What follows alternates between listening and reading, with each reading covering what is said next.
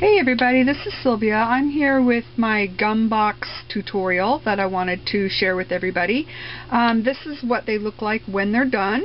Just a couple of examples. This is the one that I gave away on my YouTube for my 50 subbies. It's just got little tags on the inside. I know a lot of you have seen that video, so I just kind of wanted to show you that one. Then I made these. These are just different ones that I made. These ones, both this one here and this one, the whole outside of the box is the same cover. This color paper, this one, I did, this is one paper and this is a separate paper. So obviously you can do whatever you like, but I just kind of want to show you how it works. So the very first thing you're going to need is one of these. I use these Extra Dessert Delight sugar-free gums. So you're going to take out the last piece of gum and open it up and chew it while you do your project. Then you're going to go ahead and take this apart. And sometimes I just use this and I kind of get underneath there, take the whole thing apart. And when you take it apart, it's going to look like this.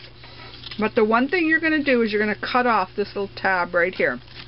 Just cut straight across there with your paper cutter so you can see how those look differently.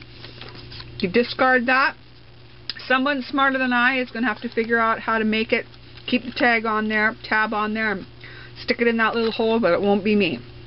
Okay, so after you're done with that, after you've got it all opened up, you're going to take your pattern, your cardstock. You're going to start with your base of cardstock, and you're just going to go ahead, put your pattern on there, and I kind of line it up with the edges of the paper if I can, so I don't have as much to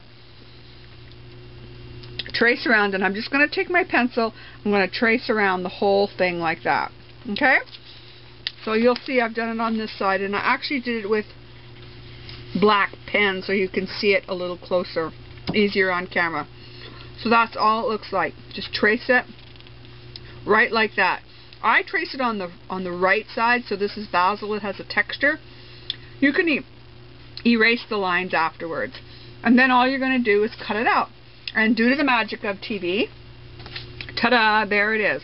It's all cut out, ready to go. The next thing you're going to do is you're going to go ahead and score your lines. So you're going to take your scoreboard if you have one, otherwise just use a ruler, and your scoring tool. And I don't really measure it. I just line it up by I just look at this one, and I just line it up and figure out where my score lines are going to be. Now to make it easier for you to see, I did draw the lines on there. But basically, you're just going to line it up, and I think, oh, I need one right there. So you're going to draw your line right there. Then the next one, I kind of like to do it this way. I'm going to line that up, score down there, and I'm going to move it a little bit. I'm going to score this one. Then I'm going to move this one down and score here. And then I'm going to score this one. Move it across here. Score here. And then I'm going to score here. So now that I have all of my score lines on there, you can see that these two look the same. I'm ready for my next step. So a lot of that I did ahead of time to save a little bit of time. So the next thing you're going to do is you're going to decide on your pattern paper. So you're going to go ahead and fold all your folds up, because you're going to be using this as your pattern. Each one of these is going to be slightly different. So for me to give you a measurement, not always going to be helpful, because each one of these that you're going to do is going to be a little bit different. So I want this right here to be the outside. So I'm just going to line this up along there like that. And one thing I want to remember is I want to make sure that I make this a tiny little bit longer than I need it. And the reason I'm going to do that is because when I fold it, it's going to take up some space. If I cut it exactly the right size, then I'm going to have, my paper is going to be too small. So I'm going to go ahead and just trace this on like that.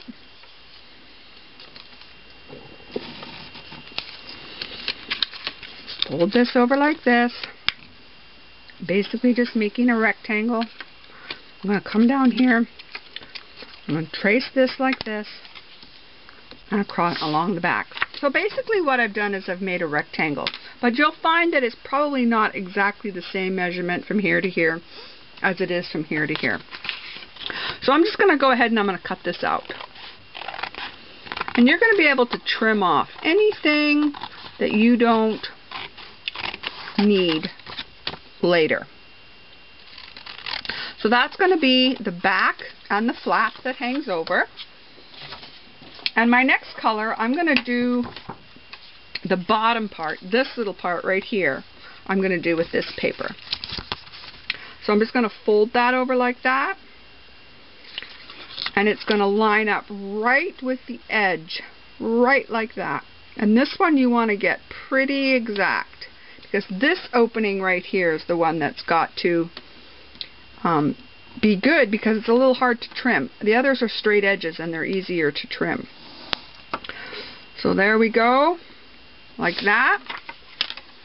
And I'm just going to cut this one out as well. And this one you want to be pretty careful when you're cutting out. All the way down. Sorry about that. There we go. And up the other side. Okay. Now the last piece that you're going to take, you're going to take a third contrasting color if you have it. And you're going to cut it approximately 2 3/8 by 3 1/4. And that's going to go here on the inside like that. But I'm going to go ahead and make a decorative edge on it real quick first. Just fancy it up just a little bit. Right there. There we go. Get rid of this. So, the first thing we're going to do now is we're going to go ahead and we're going to put this on. See how that fits on there just perfectly? And I like to use glue for this, because I really want my edges to be really adhered down. And if I use something like my ATG or a tape gun or something like that, I can't really get it right on the edges like I can with the glue. Plus glue is a little more forgiving, and I can move it around once I get it on there. So I'm just going to real quickly go like this. And then I'm going to smudge it a little bit with my fingers. Kind of smear it around there, especially at the top. And I'm going to go ahead and adhere it right onto here. And you're going to go ahead and you're going to be covering up. You're going to be covering up your score line at the bottom, but that's okay. On the top, you don't want to get it right to the edge. You want it slightly to the inside of the edge. And you're just going to go ahead and get all that extra glue off of there. And you'll see how it hangs over a little bit? That's okay. We can go ahead and we can cut that off. But I've got it over the edge over here. So that's one reason why we use glue. We can pull it off, reposition it just a little bit. Make sure I've got it right where I want it. There we go. And if you chew on your gum really hard, that kind of makes your brain work a little bit better. Okay, so there's that. Easy peasy, lemon squeezy. And the next thing you're going to do is you're going to do the back.